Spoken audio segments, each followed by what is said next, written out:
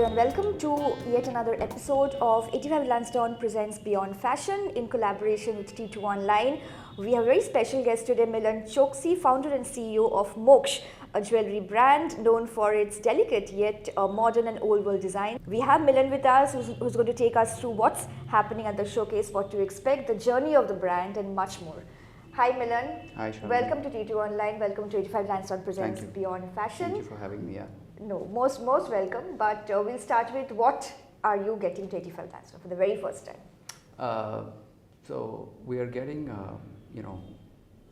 we kind of have our fixed collections. So this is the latest iteration of our pieces for this season.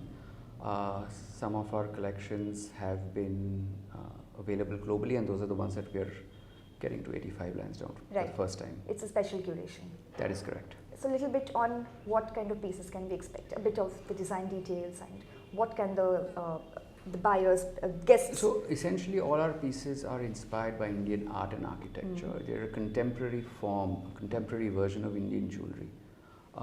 And they're Indian in every sense. Yes. The skill, the craftsmanship, it's all rooted in India. Some of it includes gemmery cutting, some of it includes pearl weaving, some of it includes working with small pieces of gold. So we incorporate all these skills and all these crafts into creating modern versions of Indian, jewelry. We'll come to your signature techniques, but a bit on Moksh is 20 years old, 2 decades really. It's been a long journey. How did it all start for you and the brand? A bit going back now, journeying down the memory lane. We're actually an 80-year-old family business. Yes. We started being bullion traders. My dad started the diamond business, and then I started the jewelry business. Initially we were producing jewelry for international retailers and then retailers in India. And about 20 years ago, I realized that there was an opportunity to manufacture, distinct product for a new consumer in India. To produce it, to market it, to communicate it in a more culturally relevant way, and that's that was the genesis of Moksh. Right. So when you say new customer or new consumer, what was the new consumer back then? My generation, for example, a lot of my friends, including myself, we went overseas, we studied, we came back. We brought a new sensibility, which was a great amalgamation of our Indianness along with our exposure overseas, which changed us as people, which changed our buying pattern, which changed the way we kind of looked at things. And yet we were still rooted in our Indianness in some way. So, combining both and bringing that aesthetic and sensibility to the jewelry landscape, which in the late 90s, early 2000s was a cluttered space, right? You could cover the hoarding, the name of any hoarding, and you wouldn't know one jeweler from the other. So we, given my understanding of jewelry and my family's, presence in the trade, I thought we had a chance to bring something which was clearly distinct. Right, there was a gap, you thought. There was, yeah. I don't know if there was a gap, but we kind of created a market for the product we do. Right. Also, your family has been in jewelry, Milan. You studied in America. How did you combine both the aesthetics into what Moksh became finally? So my background, apart from having hands-on training in the family, I also studied at one of the leading institutes for gemology, which is called GIA in California. Along with that, somewhere later in 2011-12, I completed my executive education at HBS.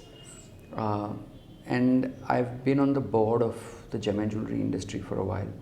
So all those learnings kind of put together, I was able to kind of apply whatever I knew, practical and theoretical, to the business. Right. What are the pillars of Moksh? What would you say are the main pillars, design pillars of Moksh? Again, the craft and the art that we kind of keep paramount. So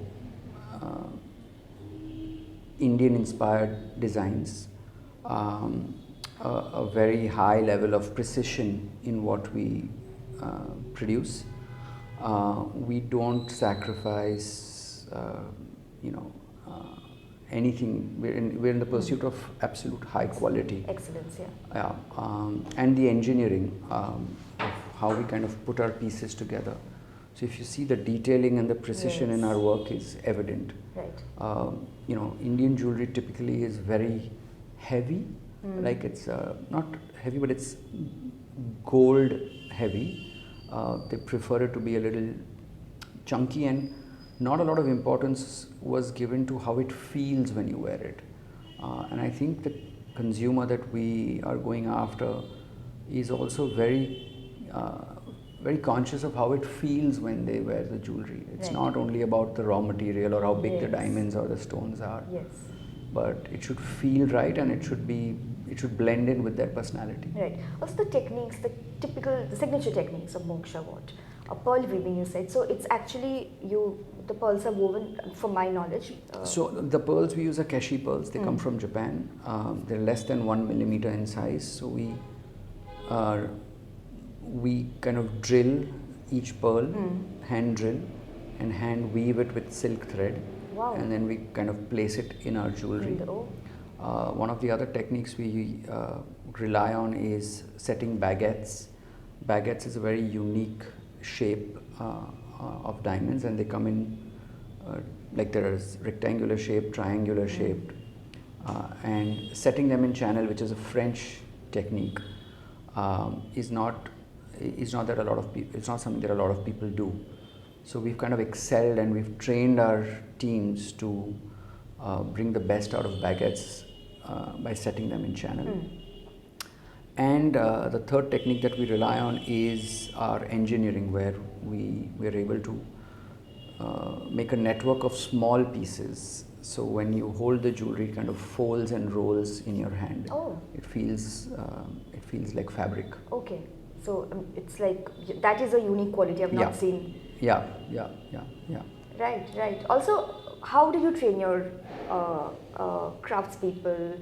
Because very different techniques when you set it out 20 years back. So a lot of our artisans are from Bengal. They have this 70%, I think. Yeah. So they already have this innate skill, right? But they had never done it before.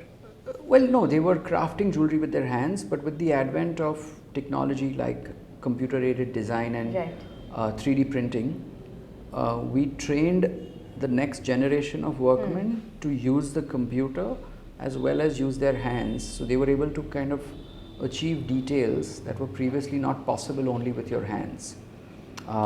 So, you know, kind of got the best of both together. They have an engineering mind. They use the computer and the software to create forms, to create links that were otherwise not possible with their hand. Just diverting a bit, the craftspeople you started with 20 years back, do you see the next generation taking up what they're... So what we do requires immense patience, right? Because you're working with very small pieces, with a very slow process. Everything we do is slow. We're not in a rush to make our pieces. So having people in this generation who have the patience to sit in one place and work slowly at a craft, not easy to find, but we're trying. We're trying to keep the skill in the company. But the people who are, do you see a pride in them that? Oh, absolutely. They want to. Everything we do is now, on Instagram, online. We get featured in several places. So everyone who works for us works with immense pride because they see what they're making. They see it in mainstream press. They see people wearing it, and so they love it. Right. Some of your standout collections over the years, if you could take us through. Tantvi, which is, our let's say most distinct collection. We're probably the only brand that has such an expanse of pearl woven jewelry, and again inspired by Mughal and Islamic forms. Noor is more Art Deco, uses a lot of baguettes. Again, modern interpretations of old world charm. Right. Right. These are the so when how old is Tantri? When did you launch it first and more? So most of our collections have been probably since 15 years. We don't repeat too many designs. Right. So there's a new adaptation of the same technique. Yeah. Right.